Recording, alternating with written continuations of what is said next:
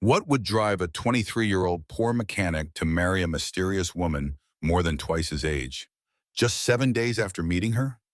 Was it love or something far darker? When Marcus stepped through the iron gates of her crumbling mansion, he thought he was escaping poverty. He had no idea he was walking into a legacy soaked in blood, secrets, and a curse older than his own name. Stay with us, because what he discovers could chill you to the bone. If stories like this touch your heart, don't forget to like, comment, and subscribe for more powerful tales every week. They say every man carries a map in his soul, a chart of where he's been, what he's lost, and the kind of storms he's learned to stand through. But at 23, Marcus didn't have a map. He had a wrench, a busted pair of boots, and a pile of unpaid bills sitting in a kitchen drawer that didn't close right. He'd been fixing cars at a dusty corner garage in Detroit, working 10-hour shifts under a boss who thought expired granola bars counted as bonuses. And when the sky dimmed each night, Marcus would sit on the stoop of his crumbling apartment building, stare out over the concrete, and wonder if this scraping by, this quiet aching, was all the world had left for someone like him. He had dreams once: college, owning his own shop, getting his little sister out of the system. But dreams are delicate things, and Detroit winters aren't kind. Then one evening, as the wind whispered against broken window panes and the street lamps flickered like dying stars, Marcus found something unusual beneath his door. An envelope, handwritten, sealed, addressed to him, and the name written in cursive at the bottom, Mrs. Evelyn Harrington, would be the start of a story no man could predict.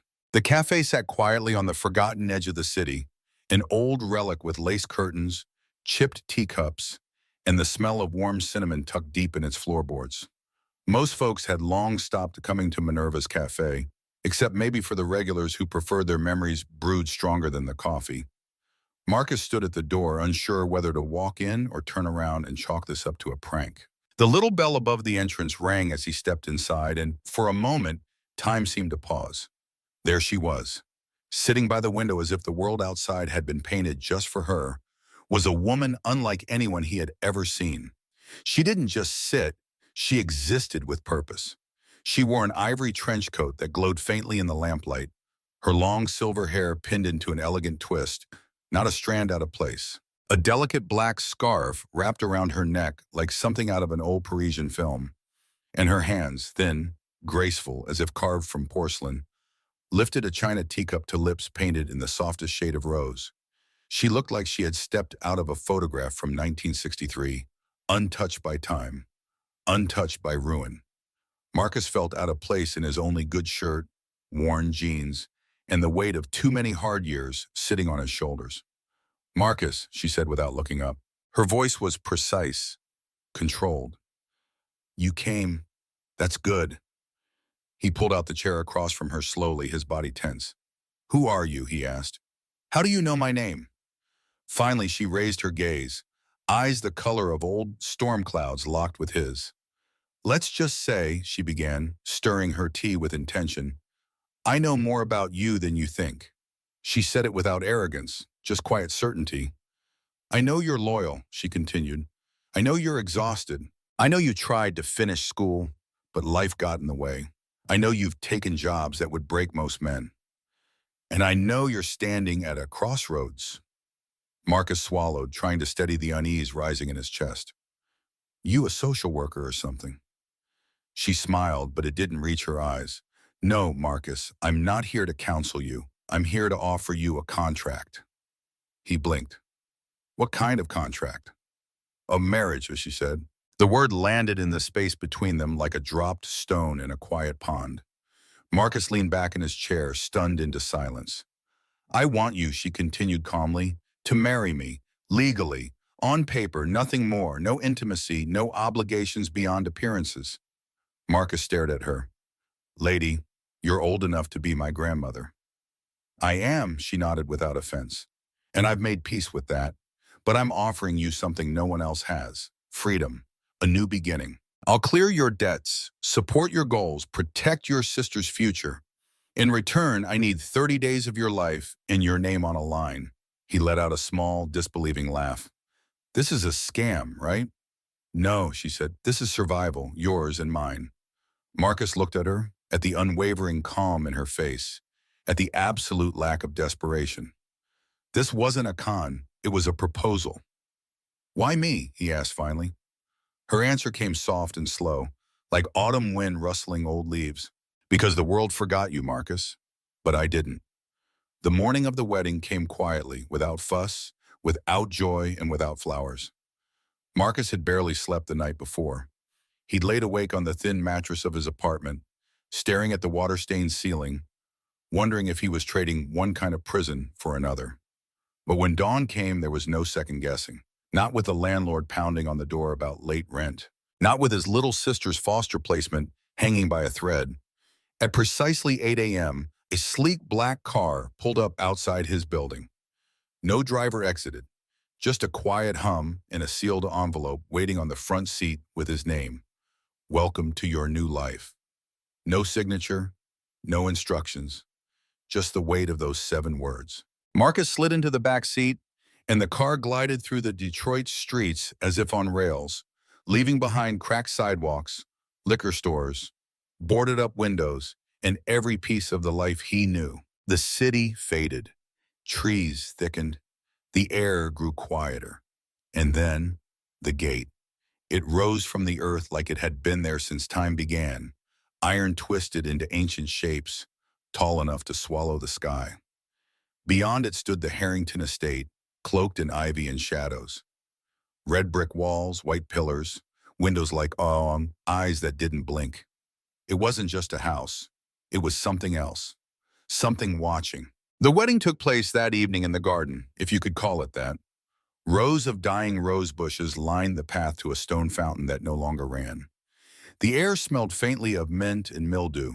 There were no guests, just Evelyn, a notary, and 2 witnesses who looked like they'd been paid well to forget everything they saw. Evelyn wore a deep emerald dress, her silver hair caught in the breeze like a ghost whisper. Marcus wore a black suit that had appeared in the closet of his guest room earlier that day, tailored perfectly, eerily so.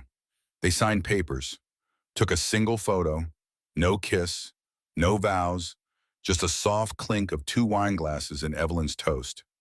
To freedom and to shadows. Marcus didn't know what she meant. He drank anyway. The days that followed felt like being dropped into a painting no one had finished. The mansion had over 40 rooms, some ornate, some sealed. There was a grand library filled with dust and secrets, an indoor greenhouse that seemed to bloom even at midnight, a wine cellar that stretched farther than it should have, and one room, the velvet room, that Evelyn had specifically said was off limits. No explanation, just a look that told him she meant it. The staff were like shadows themselves. Yvonne, the chef, never smiled and moved like she was listening to something Marcus couldn't hear. Darius, the housekeeper, walked with a limp and had a habit of standing just outside doorways. Mitchell, the driver, never spoke, just nodded and stared too long. They treated Marcus with stiff politeness, like he was a guest, like he was a ghost, like they knew something he didn't. Evelyn, true to her word, kept her distance. She occupied the east wing, never explaining what she did behind those heavy doors. Sometimes Marcus would hear soft jazz playing at night, like someone dancing slowly through the past. Other times he'd hear the house itself, floorboards creaking, fireplaces sighing, mirrors breathing. On day 4, Marcus began to realize the mansion wasn't just silent, it was listening. And then, in the quiet hush of a sleepless night, Marcus heard it. Footsteps, outside his door, slow, deliberate. He opened it. No one. Just the faint smell of cigar smoke lingering in the hallway. And Evelyn didn't smoke. Neither did anyone else in the house. There's a particular kind of silence that doesn't bring peace. It hums beneath your skin. It presses against the back of your throat. It waits. By the 6th night, Marcus could no longer sleep. The mansion, beautiful, vast, and cold, had begun to feel like it was breathing around him. The walls seemed to hum when Evelyn passed. The mirrors in the hallway reflected just a little too slowly. Doors opened without sound, and sometimes without touch.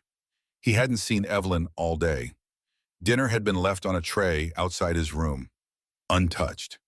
And somewhere deep in the West Wing, the soft jazz played again, distant and echoing, like a memory walking on tiptoe. It was that eerie music that gave him courage. Or maybe it was madness. Either way, Marcus rose from his bed, pulled on a sweatshirt, and padded barefoot across the creaky wood floor to the velvet room. The door was exactly how he remembered it, deep crimson, carved with spiraling patterns that felt like they moved when you looked too long. No lock, just a handle, old brass, warm to the touch. He paused. Every instinct told him to turn back. Instead, he opened the door. The room smelled like velvet and old perfume. Dust floated like golden snowflakes in the air, caught in the low flicker of a red chandelier. Curtains lined every wall, heavy, dark, suffocating. And in the center of the room was an altar. At least, that's what it looked like. A wooden table covered in photographs, lit candles, and old leather-bound books. The air felt thick, like something sacred or cursed. He stepped closer. The photos were of him, not from the wedding, older. Marcus at 12, walking home from school. Marcus at 17, fixing a flat tire in the rain. Marcus, last month, asleep on the steps of his apartment after a night shift. He felt cold crawl across his spine. Someone had been watching him for years. His eyes fell on the largest book resting in the center of the table. Harrington Lineage, Sealed Bonds. He opened it with trembling hands. Page after page was filled with names, sketches, handwritten annotations. And then, on the second page, Subject 27, Bloodline Extension, Candidate Acquired. Monitor for traits, prepare for activation.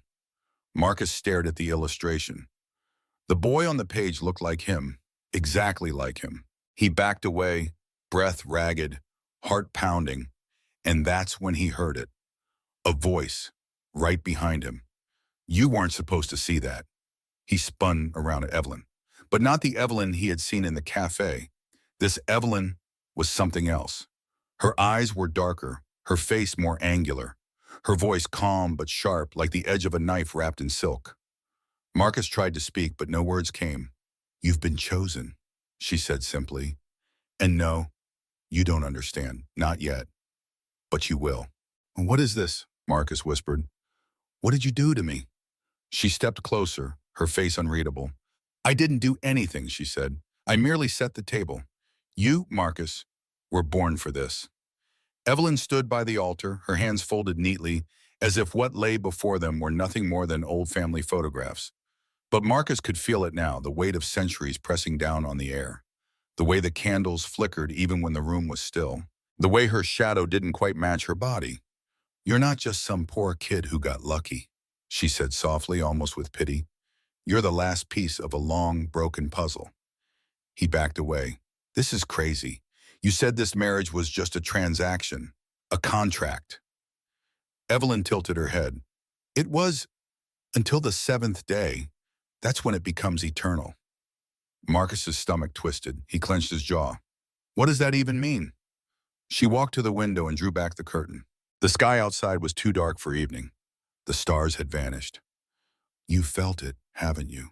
She murmured. The walls breathing, the house remembering. That's not madness. That's blood memory. She turned to him. Your father was the last to run from this. He tried to bury our name, took your mother, a housemaid, and vanished into the city. I searched for years. He thought I wouldn't find him. But I always find what belongs to the Harrington line. My father abandoned us, Marcus snapped. He drank. He disappeared. No, she said. He tried to save you. The words hit harder than any punch. Marcus stared at her, the pieces colliding in his mind. You knew my father. I raised him in a way, she said. He was the illegitimate son of my husband, the old patriarch. He was meant to be the next in line, but he ran. Because he knew what this was, Marcus whispered. She nodded once, and because he refused to feed the legacy. She walked back to the altar and opened another page of the book. The ink shimmered faintly, like it had never dried. Our line, she said, is not bound by love or law. It's bound by a pact, a very old one. Every generation, a Harrington heir must offer himself or another to maintain the family's power. If the line breaks, the estate crumbles, and we are consumed. You said we. Her smile didn't reach her eyes. I was once Evelyn Grant, daughter of dust, until I married into this name.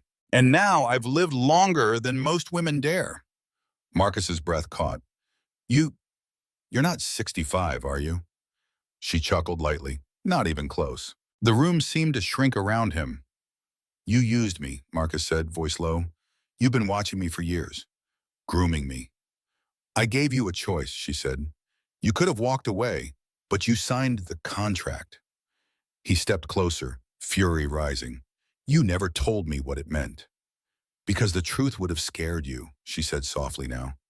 And you weren't ready. Her eyes met his. But you are now. Marcus looked down at the page again, his name written in looping ink beneath a list of failed heirs. Subject 27, bloodline extension. Prepare for activation. Activation for what? He asked, though he already felt the answer forming in the pit of his stomach. To keep the estate alive, Evelyn said. And if I don't? He asked. She smiled, but this time there was no warmth. Then we all burn. Marcus ran. He didn't wait for another word. He didn't care what Evelyn meant by activation. All he knew was that he needed to leave. That house was poison and stone. The air tasted too old. The rooms held memories that weren't his, and the walls whispered names that hadn't been spoken aloud in decades. He tore through the West Wing, past velvet drapes and staring portraits, past windows that no longer showed the outside world, just flickers of smoke and sweet, but something was wrong. The doors, the ones he had passed so easily before, were locked. Worse, the halls weren't where they used to be. He turned a corner, expecting the marble stairwell, and instead found himself in a library that had been 3 rooms away only yesterday. He tried again. Another hallway, another locked door. Then he ran down a corridor he knew led to the grand foyer, but the foyer was gone. In its place stood a mirror, taller than a man, framed in rusted silver, and staring back at him wasn't quite himself. His reflection was watching him. But it blinked slower, smiled when he didn't. Marcus stumbled back, breath catching in his throat. The mirror fogged, then cleared, and the hallway behind him shifted. The floor creaked under phantom footsteps. Stop fighting it, a voice whispered. He spun. Yvonne, the chef. She stood just beyond the staircase, half in shadow. Her apron was stained with red, not food. Her eyes were hollow. You shouldn't run, she said, her voice soft like ashes. It makes the house angry. What is this place? Marcus demanded. Why are you helping her? Yvonne shook her head. You don't understand. We're not helping her. We're trapped, just like you. From the shadows, Darius, the limping housekeeper, stepped forward. I married into the bloodline 30 years ago, he rasped. Thought I was saving my family. Evelyn made promises, said it was just ceremony, just paper. Then the doors closed. Marcus stared. So you're, he nodded, bound, by name, by pact, by blood. But why not leave? Yvonne looked at him with pity. The house doesn't let you leave unless the pact is fulfilled, or the heir breaks it. He turned, panic rising. Then help me break it. Darius's voice dropped to a whisper. The 7th day. That's when the pact completes. After that, it can't be undone. Marcus felt the world spin beneath him. It was day 6. He bolted again, down toward the only part of the house he hadn't explored, the cellar. The wine cellar was old, older than anything else in the mansion. The air turned colder as he descended the stone stairs. The scent of dust and rot and something older still hung in the air. And then he found it, a section of the floor where the tiles didn't match. He knelt, heart pounding, and pulled them back. Beneath was a trap door, iron, ancient. Symbols carved into its edge pulsed faintly with red light, like veins beneath skin. He hesitated, then opened it. What lay beneath was not a room, it was a chamber. Candles floated midair. The air crackled like it was alive. And in the center, a throne made of black wood and bleached bone. Behind it loomed a shadow, formless, watching, older than memory. It spoke. You carry the blood. You cannot run from it. You are the Harrington. Marcus dropped to his knees. I didn't choose this, he whispered. But she did, the voice answered. And now you belong to me. And from the darkness beside him, Evelyn appeared. But she was no longer the woman from the cafe, not even the one from the garden wedding. Her hair was darker, her skin smoother, her back straight as stone. She was becoming young again. I told you, she whispered. 30 years ago, I bound myself to the bloodline. Every generation I marry the heir. Every generation, I live again. She reached for him. And you, Marcus, are my final contract. The chamber was alive, not with breath, not with sound, but with something older, an energy that pressed against Marcus's chest like invisible hands. The candles swayed though there was no wind. The red glow from the carved sigils on the stone walls pulsed like a heartbeat, his heartbeat. Evelyn stood taller now. The frailness had vanished. Her silver hair had turned black, cascading down her shoulders like a river of ink.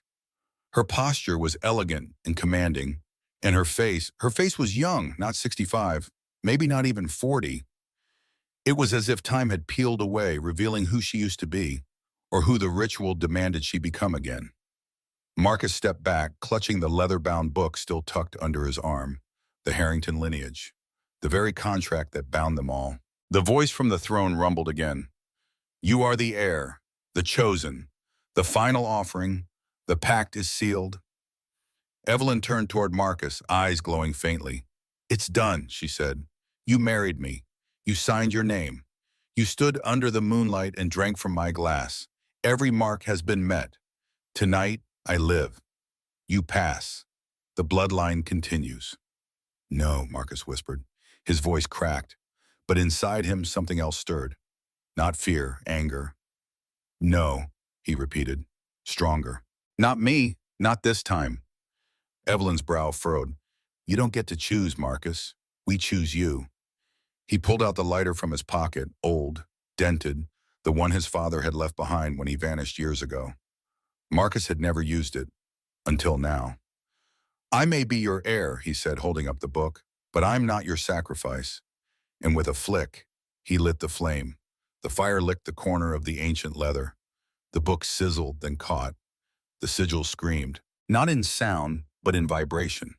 The chamber shuddered. The candles burst, the walls cracked. The shadow behind the throne hissed, its formless body writhing, unable to hold shape. Evelyn shrieked. It wasn't human. Her voice split into layers. Young girl, old woman, something monstrous beneath. No, she wailed. You fool, that book is the bond. You break it. You undo everything. You undo me. That's the idea, Marcus growled. Flames rushed across the floor in patterns like rivers remembering the way home. The throne shattered. The floating candles dropped like falling stars. Evelyn tried to move toward him, but her body trembled. Her youth began to slip, cheekbones sagging, hair silvering, spine curving as time reclaimed what wasn't hers to keep. You don't know what you've done, she cried, voice cracking. Marcus looked into her eyes and for a moment saw not a monster, but a woman who had once made a deal she couldn't escape. I do, he said. I stopped being afraid. Then the house roared. Yes, the house. The walls split open. The floors shook loose. Above them, the great estate that had stood for centuries began to crack, stone by stone, timber by timber. Marcus ran, up the cellar stairs, through halls now shifting in reverse, trying to trap him one last time. But he didn't stop. He didn't look back. Behind him, Evelyn screamed as the fire consumed her voice. When Marcus stumbled out the front doors, the sky opened up. Not with fire, with silence. And then, with a final moan of protest, the Harrington estate collapsed in on itself, swallowed by the weight of its own curse. Gone. At last. Marcus woke up 2 days later in a hospital bed, wrapped in gauze and silence. Beside him sat Luan, his childhood friend, holding a styrofoam coffee cup and a worried frown. They found you in the ruins, she whispered. That old place, the Harrington house, it burned, totally gone. They said it was abandoned. No legal owner, no marriage records, no, nothing. Marcus stared at the ceiling. No Evelyn, no contract, no trace, like it had never happened. But deep down, he knew. It had. Marcus didn't return to Detroit. There was nothing left for him there, just memories folded into broken buildings and ghosts that lived between alleyways. Instead, he headed south, Atlanta, a new city, a place where his name didn't trigger whispers and the wind didn't carry Evelyn's perfume. He started over the old-fashioned way, rented a room above a barber shop, took a job at a local garage, smaller, quieter, but honest, bought secondhand tools, woke up at 6, Slept without watching the hallway. For the first time in his life, silence meant peace. But the past doesn't vanish. It follows, sometimes gently, sometimes as a shadow beneath the feet. There were nights when Marcus would hear jazz on the radio and freeze, or see a woman in a green coat on the corner of his eye, only to find the sidewalk empty. He stopped looking in old mirrors. Some reflections didn't belong to him anymore. One Sunday morning, Marcus received a letter. No return address. Just a single sentence inside. The house is gone, but the names remain. He folded the paper, heart quiet but heavy. He knew what it meant. Evelyn was gone, but the system, the legacy wasn't. The curse may have broken, but the pattern, it would try again. Somewhere, someplace, with someone else. That afternoon, Marcus did something he hadn't done since the fire. He opened the small safe box tucked in the back of his closet. Inside was a burned corner of the Harrington book, the only piece that survived the flames. And next to it, a list. A list Evelyn once whispered was too dangerous to exist. He hadn't destroyed it. He hadn't dared. But maybe now it had a purpose. The list contained names, men, officials, diplomats, judges, people who signed papers they should have burned, people who looked the other way while girls, boys, were traded, married, used, forgotten. The fire had ended Marcus's story. Now it would ignite something bigger. With help from Luan, who was studying law now, and a few brave allies from Evelyn's forgotten past, Marcus began collecting stories, real ones, from survivors, from staff like Darius and Yvonne, who had once been victims themselves. He wrote them down, spoke them out, not as a victim of the bloodline, but as the one who broke it. At age 27, Marcus Washington, formerly unknown, formerly bound by a name he never asked for, stood before a room of lawmakers in D.C. His speech was quiet, measured. But when he spoke of contracts written in blood, of marriages that weren't love, but survival, of heirs who never had a say, people listened. By the time he turned 30, 3 states had adopted new legislation banning underage arranged marriages, closing the same legal loopholes that once trapped him. By 32, Marcus had opened a foundation for at-risk youth, the Ash House, named after what he left behind. No one knew the full story, just that he had once walked through fire and come out carrying light. And sometimes at night, after the shop was closed and the sky over Georgia turned gold, Marcus would stand by the garage door and breathe deep. He had no mansion now, no suits, no heirloom silver, but he had something Evelyn never truly understood. A choice, a life he built. Not one bound in blood, but one stitched in small kindnesses. Oil stains, paperwork, a little sister now safely in college, a name he no longer feared, and a voice, one that others now followed. Because sometimes, legacies don't begin with power. They begin when someone says no more. If this story moved you, please leave a comment below. Tell us where you're listening from. Share your thoughts. And if you believe in the power of choosing your own path, like this video and subscribe for more stories that carry fire. Thank you for being here. We'll see you next time. Until then, stay strong.